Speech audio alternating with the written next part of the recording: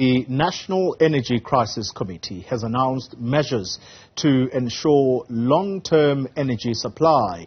Now, there are plans to use independent power producers to plug the holes in Eskom's electricity supply. Let's get reaction now, and we're joined by Professor Sampson Mamphweli, Director at the Center for Renewable and Sustainable Energy at the University of Stellenbosch. Prof, I've got to open first with an apology to you as a result of the impromptu briefing by the lawyer working with Advocate Defu. Our sincere apologies that you have been waiting for some time. So let's kick off our conversation with your sense first of the united front that was presented or displayed by ministers responsible for energy efficiency in our country in the main. I'm talking about Minister Pravin Gordhan and Gwede Mantashe.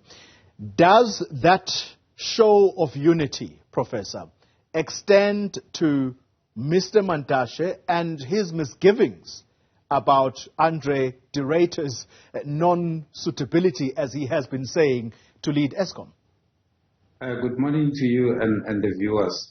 It was quite good and interesting to see them united.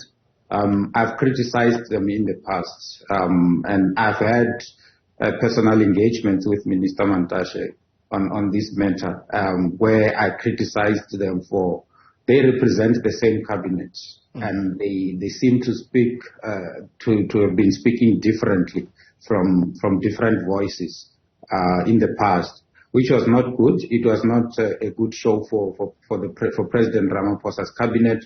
As people who represent the same cabinet, they should come out and speak from the same and sing basically from the same hymn book. Yeah. So what we've seen yesterday is quite encouraging, and we can take it back to the president's plan itself. For the first time in many years, the president consulted widely and came up with what we think is a workable kind of a solution to the energy crisis. And seeing those two ministers, actually including the Minister of Environmental Affairs as well, coming together and addressing the issue as one, it was quite refreshing, and it gave some of us hope. Well, let me crystallize my question to you, Prof. Do you think questions, comments around Andre de Ruyter not being suitable to lead Eskom, being the problem, Andre needs to be fired, do you think those kinds of comments from any of the ministers now are a thing of the past? I think they should be a thing of the past. I think they were not supposed to be made in the first place, because Minister Mantashe is not responsible for Eskom as things stand.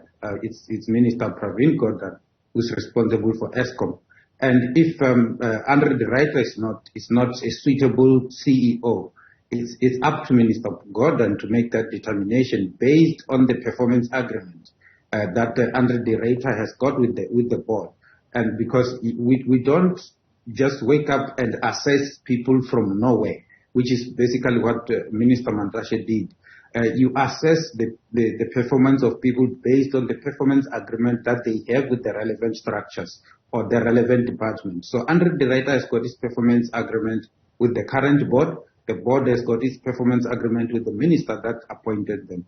So Minister Mantashe was kind of offside when he started talking and digging into Andre de Ruyter, who, in my view, has been doing very well under very difficult circumstances. Well, let's deal with the National Treasury then, which says that it's prepared to commit funds in order for Eskom, I suppose, to even do with intensity what they have been doing, which is the maintenance program. Do you think that in the short to medium term, that is going to help alleviate the intense load shedding we have all been subjected to? Yeah, if a national treasury makes money available, more money available, that can help in terms of speeding up the maintenance. But also we need skills. We need human resources at Eskom who will also assist in terms of speeding up some of the maintenance programs that they have. In the short term, that can help. But in the long term, if you look at the president's plan in general, it's got short term, mid term, and long term kind of solutions. At the moment, they are also looking at buying additional power from SAP. It's not going to be a lot of power, but the 200 odd megawatts that they can get from Botswana or Mozambique, when it's available, it can make a difference in a situation where we lose up to 17,000 megawatts. So the plan itself, in general, it looks good. The implementation is the one that is very key in my view. Yeah. And they have already started implementing some of the things that the president mentioned, including revising the contracts for current IPPs who've got additional generation capacity that they can't feed into the grid because their contracts don't allow them to do so. In terms of the environmental aspects, they are trying to shorten the time that it takes for environmental authorization to be issued. But those are in the long-term kind of a situation where we're looking at additional generation or new generation capacity that will have to come on board in the next 2 to 3 years. Yeah. Prof, then when you imagine for a second that here's the National Treasury saying, we are going to pour as much money as you want as Eskom in order to conduct maintenance.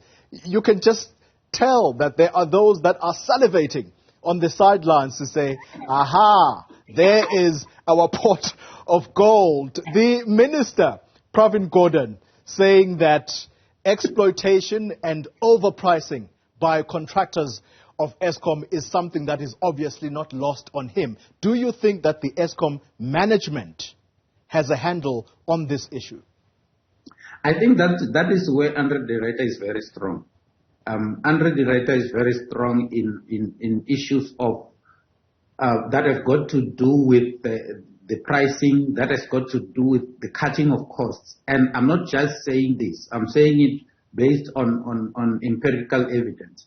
In the previous Eskom report, they indicated that they made profit, and part of that profit was because of cutting down on the cost. So Andre de Ruyter is very strong. That is his very strong kind of point. He's also very strong in terms of fighting things such as corruption and malfeasance. So I don't see, even though these are human beings that are involved here, and they're private, there's the private sector that is also involved, which can try by all means to do to be involved in corrupt activities. I don't think they will be very successful in terms of digging into these funds. And we also have this history of people getting involved in this kind of issues that have got to do with corruption, inflating prices and things like that. When they are doing it at the moment, it looks fine, but in the long run, it ends up catching up with them. There's quite a lot of similar cases where people try to inflate prices and all that. We can go into the Zondo Commission report and things like that. But in the end, it catches up with people. But I'm very much confident at the moment that under Andre de Ruyter, that may happen, but to a very minimum extent. Energy analyst, Professor Sampson Mamphweli, let me thank you very much for your time. He is with the University of Stellenbosch.